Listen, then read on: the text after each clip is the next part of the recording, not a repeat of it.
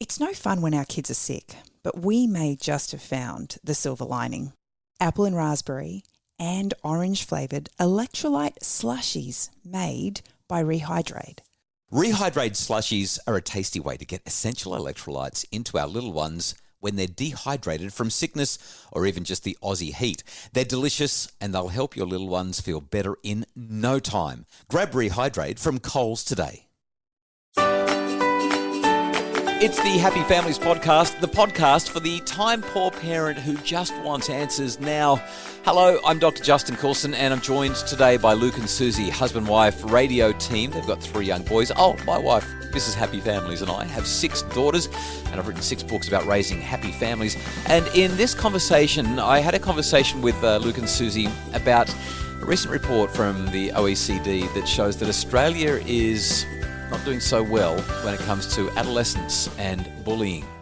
Dr. Justin Coulson, how are you? Doing great, thank you. I have a quick joke for you, Susie. It's been a while since I've had a dad joke, but Kylie gave me one the other day that was just so good. It's a little bit of bathroom humour. I hope you'll forgive it, but it's a dad joke. You go into the toilet Australian, you come out of the toilet Australian, but while you're in the toilet, you're not Australian. What are you? European. Yeah, you know that one. Well done. Isn't that good?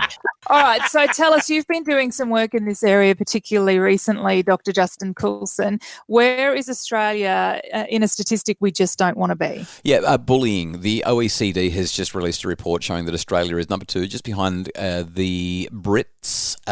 When it comes to bullying, 1 in 3 Australian teenagers now indicates that they've been bullied recently. And obviously this is the kind of news that we don't really want to hear. When you say recently, does that mean the statistic for those teenagers who are bullied in their teenage years is probably higher than that? It's kind of hard to know. What we know is that on average, Australian teenagers report being bullied. About 1 in 4 usually reports that they've been bullied, and it depends. Some studies will be like the last week, some will say the last month, some will say the last year. This research shows that it's 1 in 3 in more recent times, and I think somewhere around 25 to 33%, let's say 30% on average, in the last month or thereabouts would report having experienced bullying. We don't know how many people overall because we just can't get that data, but there's a pretty high percentage of kids that are having a rough time socially. I'm going to break a rule of broadcast here, Justin, and ask you a question that I don't know if you have the answer to. And that is the countries that are doing really well in this, is there research on what they're doing that is proving successful? You break the rule every time we talk, so I'm okay with that.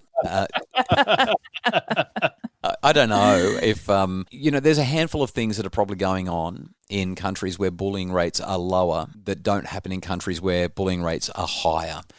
We live in a society, and the countries that are scoring highest on bullying generally, where we have a really individualistic approach to life. And we live in these countries that we call meritocracies. That is, the harder you work, the further you can go.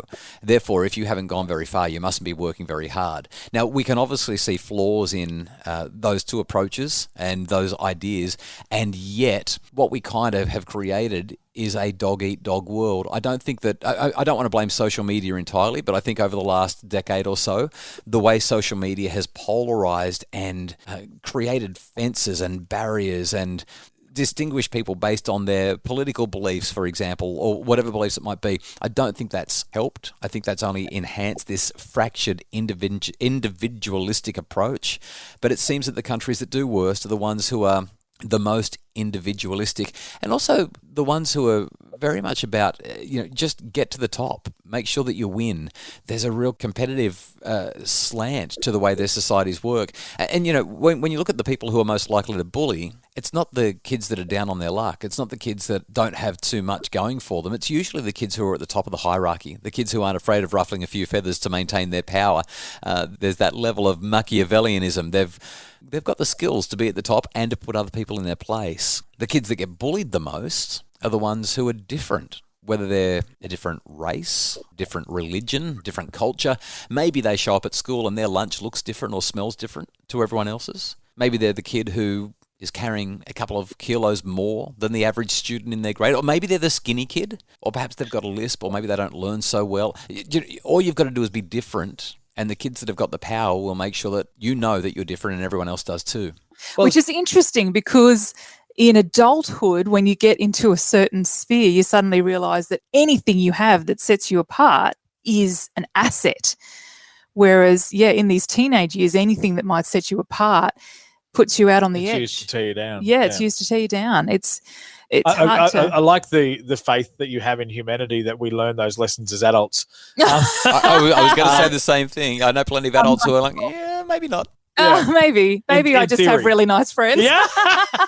Well, and I think this is such an interesting thing because I feel like we're very woke about the concept of bullying. Justin. Yeah, it's talked about a lot. So I feel like we address it regularly and it's a part of our language and everything is about anti-bullying. So if we put so much effort into counteracting this, then why is it still so prominent? Why are we still some of the worst at it? Let me get really deep for a second. My sense is that it's because of our hearts. I don't think that our hearts are turned towards our neighbours. I don't think that our hearts are turned towards helping and lifting and making a positive difference in the lives of the people around us. Now, I'm speaking collectively. I'm not speaking about individuals here. You can look at our politics. Our political leaders across the globe, but particularly in these Western countries, have become more divisive than ever. They're not interested in collaboration and working together for mutual good. They're interested in power and winning. When you look at our sports teams, when you look at our corporate culture, when you look even at our schools and how competitive our schools have become, we live in a culture of competition and comparison and never being enough unless you're on top. I can't help but think that approach to life at a society-wide level turns hearts away from and even against our neighbours and our peers, the kids that we're going to school with or the people that we're working with. When competition rules, that means that there's going to be a hierarchy, and that means that you want to be at the top, not the bottom. And it's just, I think that our hearts are not turned towards helping and lifting. I think that our hearts are turned away from or even against the people who we really could be friends with and collaborators with, even if they see the world differently. And to me, it's actually that simple. It's a really interesting challenge of self-awareness as a nation because as much as white Australia, and I'll say this quite boldly, can say that Australia is not a racist country, when the minorities in our country say a very different story consistently, when we feel like we're counteracting bullying and the statistics globally say something different, like maybe we have a very strong self-awareness issue.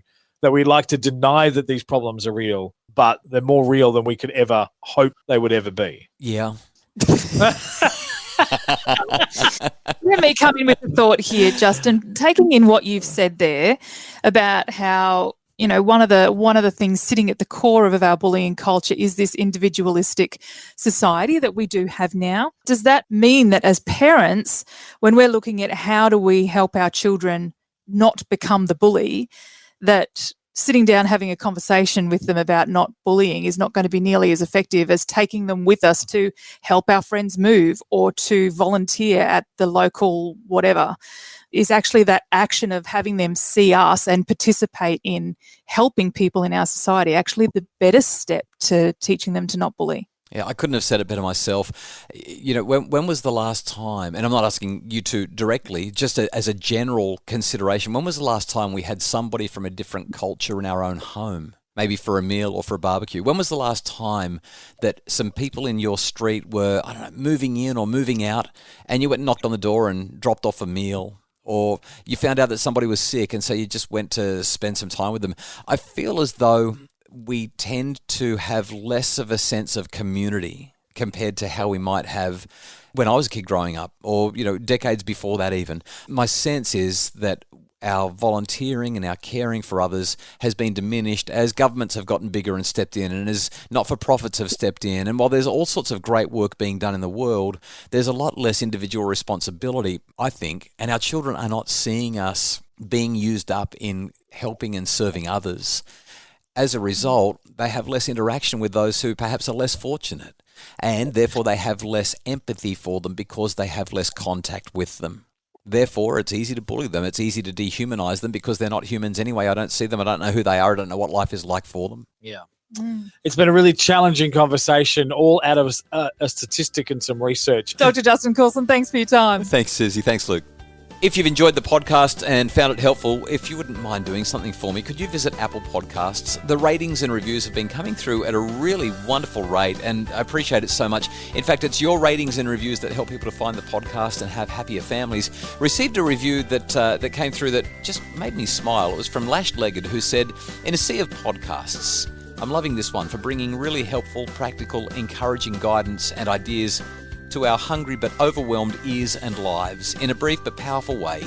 Each episode only around 10 minutes or so." Then Lash Legged also made some kind words about the way the podcast sounds and said, "Please continue this podcast forever." Gave us 5 stars. So nice of you to be in touch and share that. Thank you so very much.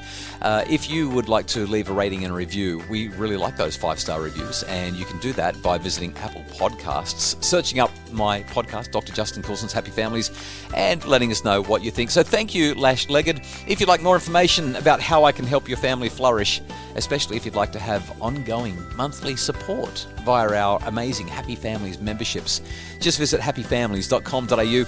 Our Happy Families family keeps on growing, and we'd love to have you as part of it. Or you can go to my Facebook page, Dr. Justin Coulson's Happy Families.